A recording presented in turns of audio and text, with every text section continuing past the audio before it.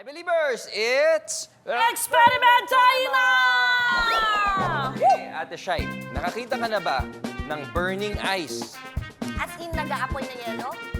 Yes. Meron bang ganun, Kuya Chris? Meron. Ipapakita ko sa'yo kung paano gumawa ng yelo na umaapoy.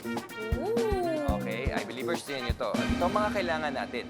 Siyempre, yelo na, di ba? Kailangan natin ng isang bowl na fire resistant. Okay?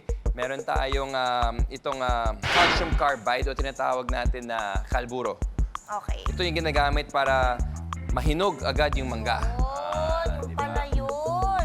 Okay, okay. Okay, kailangan din natin ng lighter, kandila, and of course, safety gear. Tama, tama. Oh, I believers, remember, safety first, okay? Dapat kung gagawin yung experiment na to, dapat may kasama kayong mas nakatatanda, okay? Tama Kaya yan, ito, Ate Shai. Salamat sa suotin. paalala. So, mag-gloves tayo. Mag-glove. Mask din kasi may kinalaman sa chemicals. Safety goggles. Okay. Bubuksan ko. Itong ating calcium carbide o kalburo. See, powdered form siya. And then, i-spread out lang natin siya dito sa bowl.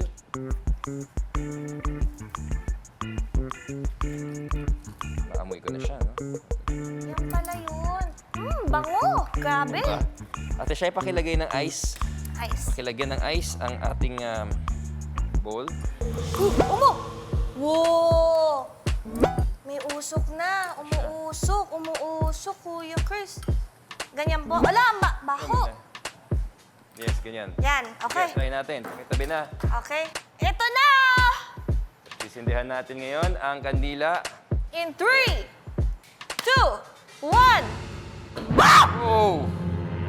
Wow! Diba? May pasabog effect. Grabe, parang New Year, Kuya Chris. Happy New Year! Diba? Oh. Have you ever seen burning ice? No, this is the first. Oh, no! This is the first of Kuya Chris. Oh my goodness! Wow! Ay, ay, ay! Kuya Chris, magugulatin kasi talaga ako. Totoo naman. Nakakagulat naman kasi talaga. Bakit kaya naging ganun?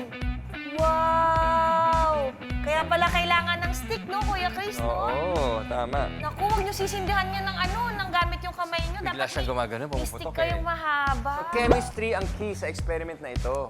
Okay, chemistry. Kapag nag-mix ang calcium carbide sa water, in this case, dyan sa ice, nakakapag-produce ito ng acetylene gas na isang flammable gas. At dahil may acetylene gas na, nang sinindihan natin ang yelo ay umupoy ito. Kaya pala, ang galing naman nun, Kuya Chris, grabe. Science, no? Alam mo- Chemistry, galing na science talaga. Correct.